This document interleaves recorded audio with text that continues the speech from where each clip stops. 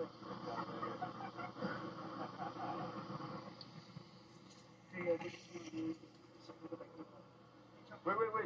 John, you come back. Steve, you come back. That's where you're born at there, real quick. Hey, I wanna, that's my car. What's that? Yeah. So what's important? What's Bill mean to you? What's Bill's boards mean to you, Steve? It means my first, 6 years of surfing, which was probably, when it was probably the most fun. So...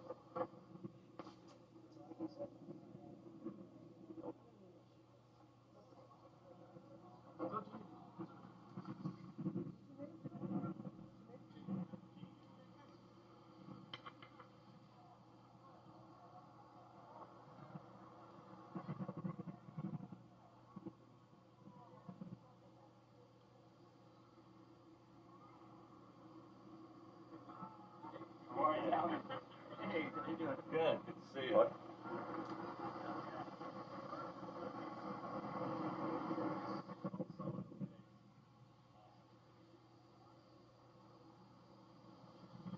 What a lineup.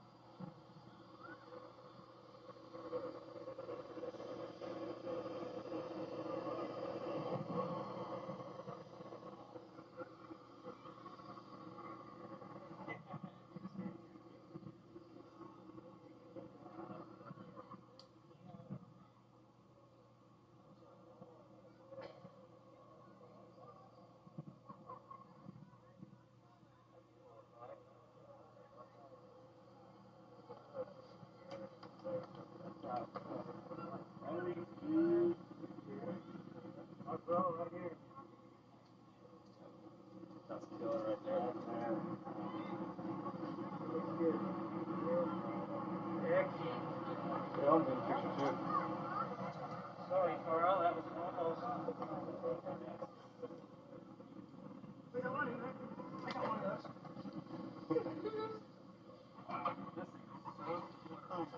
You don't think it sounds too, Too negative? negatory?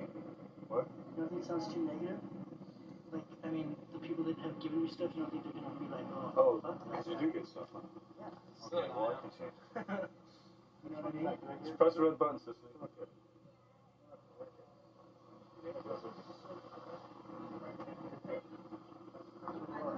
Red button. I saw Timmy the other day. He said he was going to go down there. Graham? Timmy Orr? Really? Is he around? You sure? Yeah. Really? He rips. Let me go back and water him. Okay, wait, let me get a quick interview. Okay, we're here with Stephen Becker at the Castle Memorial. Top room boatman, and yeah, Steve, he's a little gun shy, but Steve, what does Bill and Bill's boards mean to you? Bill was our first real boards. Everything else before that was just borrowed or whatever, and Billy helped us all out. Got us surfing on real boards. So it reminds me of the beginning. Cool. Is that it? Beginning for me. Is that it for you? That's it. Good? Reminds me of my old friends. Yeah? Yeah. Reminds you of your old friends? Old times in La Jolla? Old times in La Jolla, Chris O'Rourke. Watching all you guys rip on them. Yeah. So I'm going back on. All right, Steve, have fun.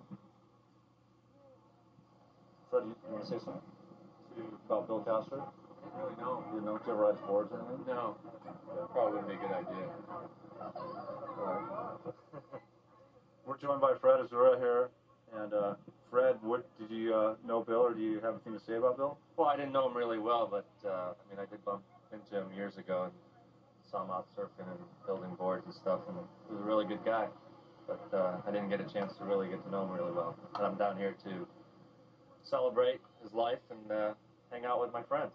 Yeah, it's the kind of thing where you didn't really have to need to know Bill personally, but to know the impact he had on surfing and shaping, and especially locally in the San Diego area. You bet. It's something that we should remember and not forget. You bet. That's why we all get together, is to remember these things and to never forget. Thanks, Fred. All right. Yeah, we're here with John Rosemon, Casper Memorial. John, what did Bill mean to you? Meant to be my first real surfboard and some of the best boards I've ever ridden in my whole life. A lot of history. Meant this reminds me of Chris O'Rourke ripping, and I was a little kid then, but God, just so much history and tradition, and just the best boards ever. And for something like this to just keep the spirit going, it's awesome. Really Right on. Cool, yeah. Bill was really pivotal in shaping and design, I know, in the La Jolla area. I know his boards worked better than any other board I've ever ridden at that point at La Jolla Reefs. Just incredible. When I was a kid, I think I ordered like 4 or 5 7.0s in a row from Bird, and they're just incredible. They just really stood for something, and it's awesome. Not a lot of shapers have that esteem. It's unreal, and I hope the spirit lives on forever. Right on. Thanks, John. Right on. Thanks, guys. Yeah, I might try it out. I'm gonna try the big one Yeah, first. if you lose it, oh my God. Yeah. I'll leave it here now. At the stack. All right, we're here with Joe Jr. and family, Joe Roper, and we're at the Casper Memorial. Samantha. Candace, and Candace. Michael Oliver over here. How you guys all the doing? Surf dudes. And so, Joe, what did Bill Casper mean to you as far as being a shaper and a person? Joe Casper is a great surfer, a perfectionist surfboard builder. He made one of the best surfboards from the 60s to 70s into the 80s. He was always ahead of the time. He had the best surfers like Chris O'Rourke surfing for him. And he was just an all-around great guy. He made sure that anything that he put out was perfected. And 70s and 80s, he made one of the best surfboards in the world as far as the craftsmanship and everything on his boards. So he's an inspiration as far as seeing quality and seeing a real neat, even keel, good surfer and good surfboard builder that everybody really respected, and they all wanted to ride casters because he always is innovating different, wing styles to concaves and everything else, and he was a great inspiration as far as the surfboard going into the 80s, 90s, always ahead of his time. Who knows what he'd be building in the 90s right now. I mean, he's always thinking and always designing, and I think he's a great guy, all-around guy. So would you say his designs were a turning point as far as the ability for surfers to surf with more aggression, or as far as maneuverability? Oh yeah, he would have surfers just going to the limits at that time when he was building surfboards. I mean, like Chris O'Rourke was one of the best surfers in the world before he died, and he was always working with Bill as far as research and development, and as far as having an experienced surfer riding your boards, it really worked with both of them. All right, some good words. Thanks, Joe. Yeah, Carl Becker here. We're at the Casper Memorial here in Pacific Beach, put on by Eric Huffman. And what Casper meant to me is good boards, the best boards I'd ridden up to that point. I'd ridden a lot of other boards at La Jolla Reefs, but once I got on a caster, nothing else worked like it at all. I remember surfing for Bill on the caster surf team with Chris O'Rourke, Brew Briggs, which is one of the things I can say I'm most proud of. Being in their company and being able to ride for a shaper like Bill just gives me I can't tell you how happy that makes me be.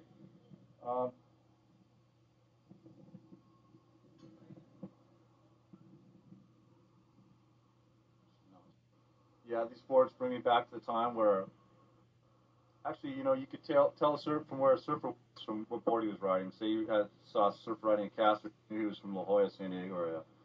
Nowadays, it's surfers riding whoever's board for whatever money. But back in the time when Bill was shaping, it was a local pride kind of thing. Local guys rode local shapers to shape their boards themselves. Bill, should be remembered as one of the pioneers and turning point in design. All right, we're joined by Eric Huffman, the guy who put this whole thing together. Eric, what motivated you to do this? I just kind of felt it was time, for people to kind of sit back and recall all the things that Bill Castor had done for people over his life. He was just a quiet guy, real mellow guy, primarily known as just being a good surfboard shaper, but he was an excellent surfer as well as probably one of the best human beings I ever knew in my life. So I just sort of figured, that people needed to kind of step back and recognize all that he had to give to this, the sport and just the life in general. And that's kind of it. Wanted to get some good people together and get their thoughts and let people ride some of his boards and realize how much he kind of gave to the sport. Right, Castor meant a lot to me, and I just want to thank you for doing this. It's neat to get together and look at the boards. Just look at this lineup. I mean, it's unreal. There'll be more coming too. I anticipate more people coming throughout the day and bringing various different boards that Bill had shaped. And so you'll have pretty good representation of just about everything he did from the early '60s on the sand there up until some of the last boards that he built me, that little swallowtail that I took to Hawaii in the about mid '80s. So you've got pretty much the full spectrum. I didn't bring any of the Olympics or some of the other boards that he shaped. Pretty much just kept it right to the Castor name because that's what most people remember him about. But he actually shaped for quite a few other surfboard manufacturers, and he had a far-reaching influence. If you ask any of the major, there's an Olympic behind you. Especially, they're going to all throw out a hand of Bill because he really was influential. Right. Down. Okay. Thanks, Eric. Thanks, Carl. Joined by Linda Feuds, and Linda met Bill a while back. She doesn't surf, but she had a few words about Bill. What's up with Bill? I met him at the factory when he was working, and what do you want, the good words or the bad words? Well, I don't think there's any bad words. I think there's just... The bad words.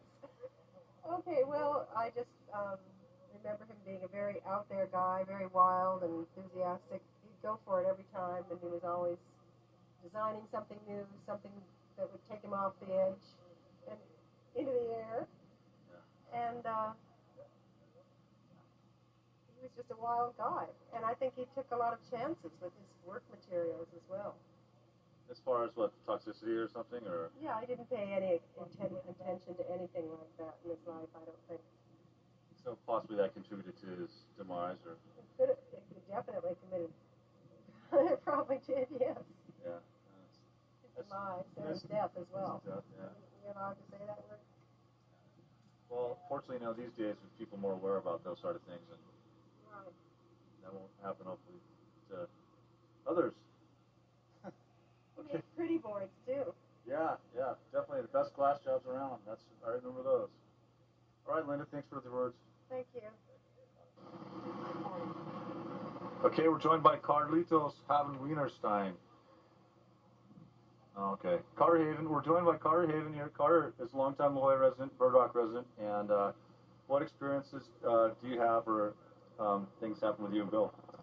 When I met Bill, I was going out to the factory because some friends were working out there. And I was just one more eager young face in the crowd. But the thing that I remember about Bill was that when I was introduced to him, he actually took the time to listen to what I was saying and made eye contact. And he was actually there with me for a moment, which as I get older, I realize that's quite a special quality, just to be able to stop what you're doing and be there quietly with whoever it is, regardless of whether it's a manufacturer, a buyer, or whatever. I was just a kid, and he treated me with respect. I remember him from that standpoint. Great, yeah, it sure is a big difference from nowadays, where when you go to order a board, say, from one of the larger manufacturers, you don't even get contact with any humans, much less the shaper. Yeah, that's right. You just they shoot you in at one end and pull you out on the other, and then you sign the check. Yeah, and then you don't even know if the guy even shaped your board. Right, much less the glass layup and being able to, talk to the airbrusher and get colors just the way you want it and that sort of thing. Right, I think that's some very important things you brought up, Carter. Thanks for your time. Yeah, you're welcome. Cool. All right, we're joined by a longtime La Jolla Reef surfer, Big Rock local, Mike DeRiker. Mike, can you give us a few words about Bill?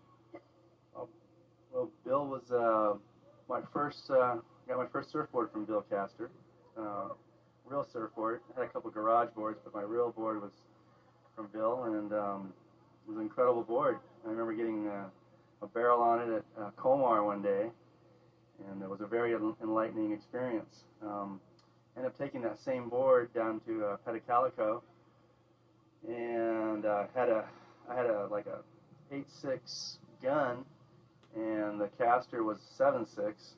I ended up riding the 7.6 more than I rode the 8.6 because it just pulled me through too many other waves that I probably wouldn't have gotten through on.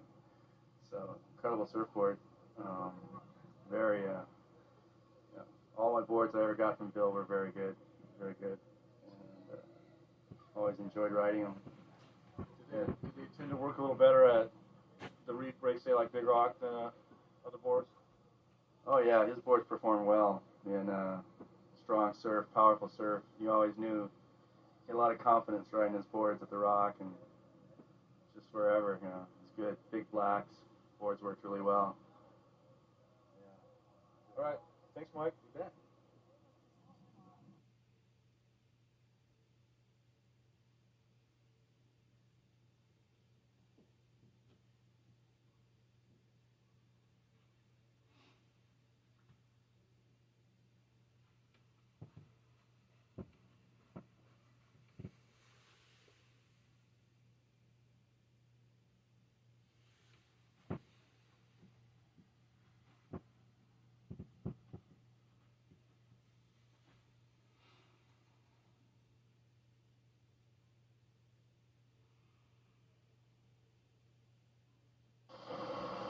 Well, I'm glad you saw him.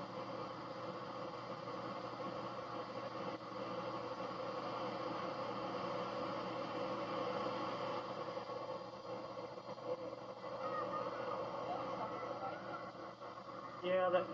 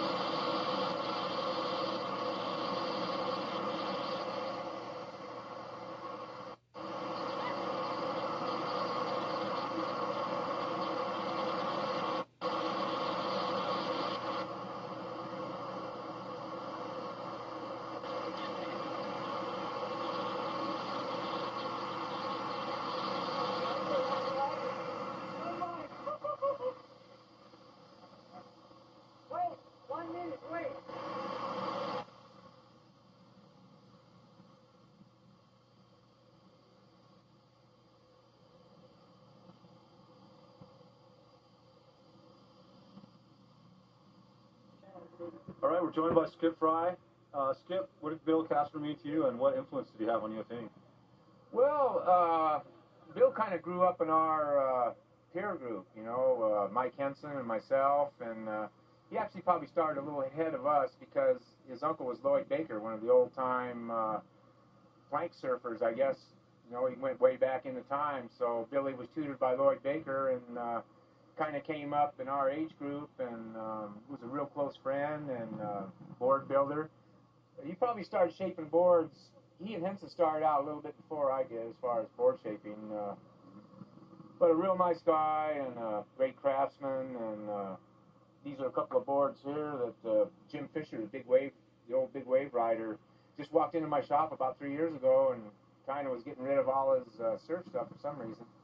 He gave me a big picture of him at the Cove and gave me these 3 boards. And I had them kind of stashed away in the back. I was going to give them to Laura to do what she wanted with them. And I saw all the casters down here today, and I went, man, I got to dig those things out. They had about that much brown wax all over them, so I spent the last hour scraping wax. But they needed to be something done with them, so this tribute to Bill Castor Day was the perfect time to bring them out and get them underway and hand them over and everything. So, yeah, Bill was a great guy, great surfer, a lot of heritage there, and good friend, and came up with Henson and I in the 60s. All right, Skip. Thanks a lot. All right. You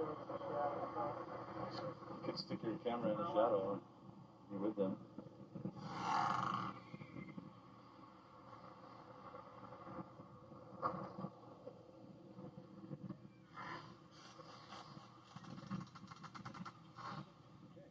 Just talking. Yeah, we're here with Baker. La Jolla big wave surfer and headhunter hat icon, Doug Wilmore. What's up, Doug? How did Bill Castor affect your life as far as surfing? Well, it was probably my first 5 or 6 surfboards I got from him, and I don't know, just brings like good memories and good times of growing up, basically. That's about it. Cool. Thanks, Doug.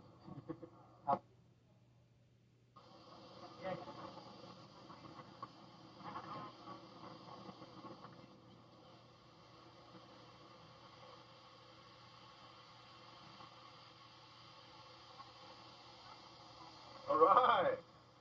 Keep it up.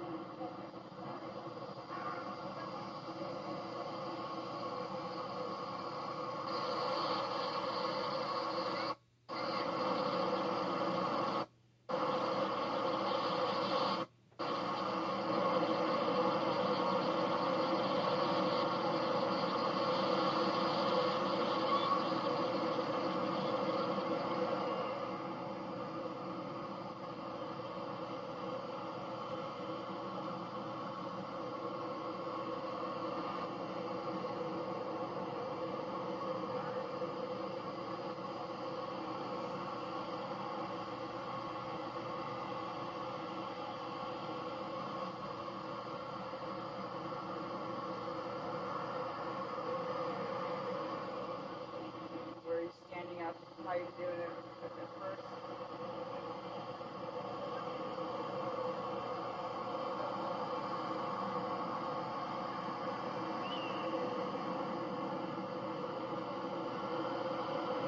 Come on, Mean Joe. Okay, good.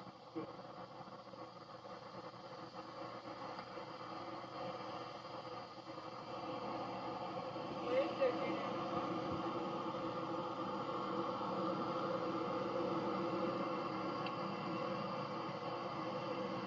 Oh, it keeps ripping today.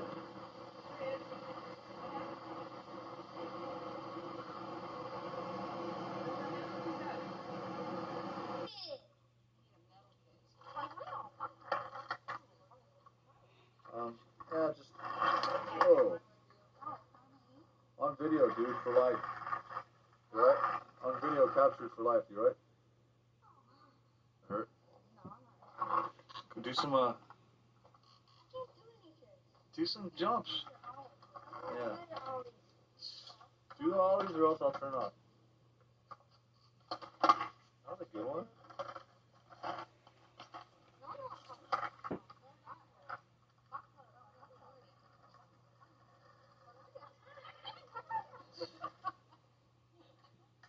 Carl's nephew, Jason,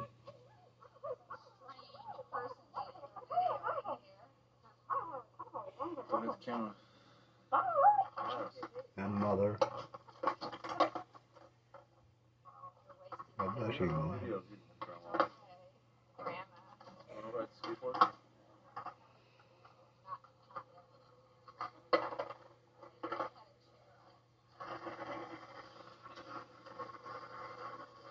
Said Father Robert. Hey, Robert.